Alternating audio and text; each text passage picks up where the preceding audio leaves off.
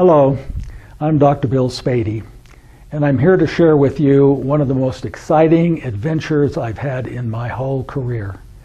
And that is the editing and the release of a new book called Reclaiming the Heart and Soul of Education. Because I sincerely feel we've lost it, and you may feel the same way.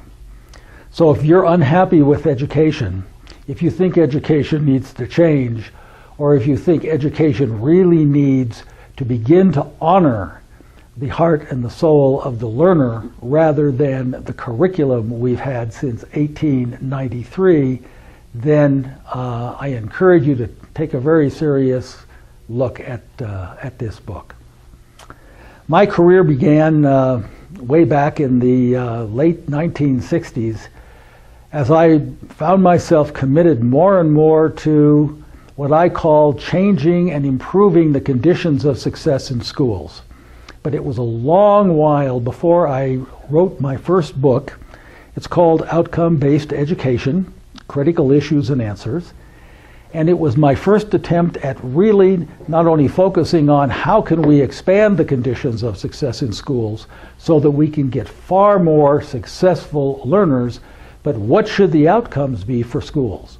And at that point, we were going through a major transformation of thinking about educational outcomes, about what learning meant, about who is the individual, and what do we want the product of education to be. At that point, I was a pioneer in that effort. And what we, and my colleagues and I came up with was the notion of sending out into the world fully empowered human beings. Not simply people who were good at book learning, not people good at taking tests, but people, in fact, ready to meet the challenges of a very complex and changing world. Well, that work evolved to a next stage in our thinking, and I tried to capture that in a book called Paradigm Lost. And it was a further extension, a deepening of what are we trying to do in education, who's the learner we're trying to reach, and what are the conditions that really help to produce that. And the farther we went, the more complex the whole issue of educational change became, and the deeper we had to probe and look at how to make education be different. Finally, in frustration, in the year 2001, this book, Beyond Counterfeit Reforms, was produced because I literally had come to the place where I could no longer caution the grip that the testing world, the accountability world, etc. were having, and how it was narrowing and narrowing and narrowing and narrowing options for students at a time when the technologies in our world and the knowledge base in our world were expanding and expanding and expanding it. So we had a system narrowing and constraining us and limiting us at the very same time that life was requiring and demanding an expansion of those very same conditions. Finally, the opportunity came to really put it all together. And I did in a book called Learning Communities 2.0. And I used the term learning community instead of the term school because I had realized by that time that as soon as you say the word school, everybody's thinking goes to a stereotyped notion of a building and classrooms and a teacher and semesters and grade levels and subject matter, all of them boxes. We were boxed in by the school box. So I wrote about that extensively in that book, and also sort of laid out a challenge to think deeper and deeper about who is the human being, what are the intelligences they have, what are the capabilities and competences that they inherently hold within them that we need to nurture and cultivate. At the end of the book, however, I wrote an epilogue.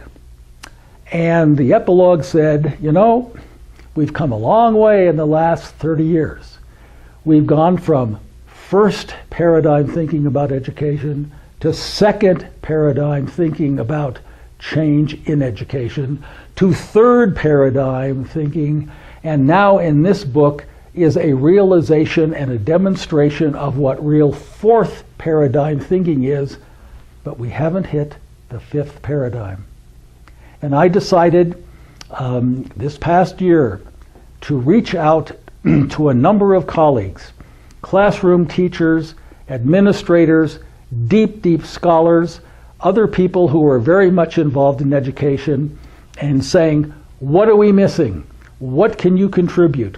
What would you like to share about reclaiming the heart and soul of education? Because every one of these people deeply feel that we've lost its heart and soul. So there are 14 chapters in the book. There are 12 different authors.